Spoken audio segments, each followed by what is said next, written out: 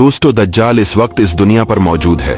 दज्जाल अभी आया नहीं है और किसी को पता नहीं है कि दज्जाल इस वक्त कहां है और आखिर में जमीन के किस हिस्से से निकलेगा।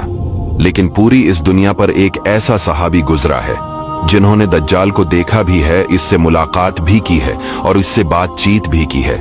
दोस्तों, वीडियो को जरा गौर से सुनिएगा।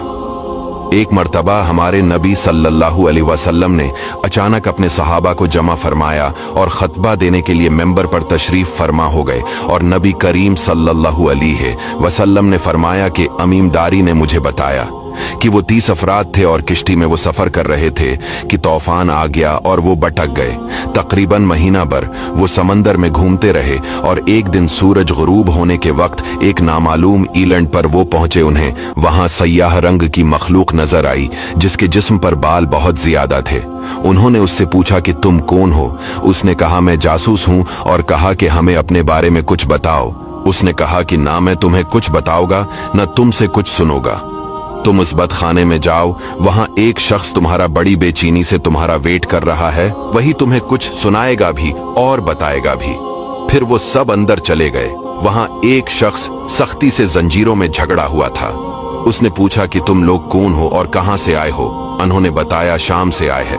उसने पूछा, अरब का क्या हाल है? और एक शख्स वहां पैदा होना था, उसका क्या हाल है? यानी हमारे नबी अलैहिस्सलाम के बारे में पूछा। सहाबा ने बताया कि वो अच्छे हाल में है। पहले तो उनकी मुखालफत हुई, लेकिन अब वो तमाम अरब पर वो गालिब हो गए हैं। ये सुनकर उस शख्स ने 3 चीखें मारी और बोला कि मैं दज्जाल हूं और कहता है अनकरीब में आजाद हो जाऊंगा और जमीन का चप्पा चप्पा में घूमूंगा और इसका कोई हिस्सा नहीं छोड़ूंगा सिवाय मदीना के, क्योंकि मुझे में वहां जाने की ताकत ना होगी। और एक रिवायत की रोशनी में ये बात भी कही जाती है कि दज्जाल को हजरत सुलेमान अलैहिस्सलाम ने कैद किया था। दज्जाल का फितना तारीख में एक बहुत बड़ा खतरनाक फितना है। दज्जाल का जो हलिया बताया गया है वो ये है कि दज्जाल एक जवान मर्द होगा, लंबा कद होगा, एक आंख से काना होगा और एक आंख खून आलूद हो गए। दज्जाल की पेशानी चौड़ी होगी और उसकी पेशानी पर लिखा होगा काफिर, जिसको हर मुसलमान पढ़ेगा और काफिर को नजर ना आएगा।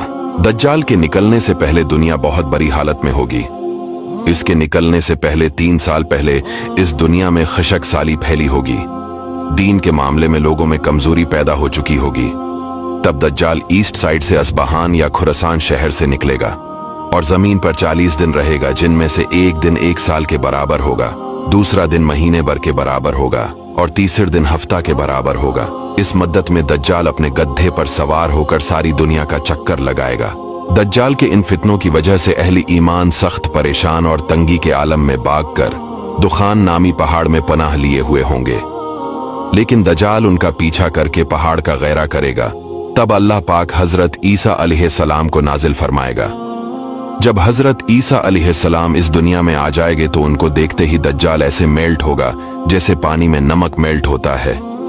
आप अलैहिस्सलाम दज्जाल को मकाम-ए-लित पर कत्ल करेंगे और उसके फॉलोअर्स में से किसी को भी जिंदा नहीं छोड़ेगा। ये फितना बहुत शदीद होगा।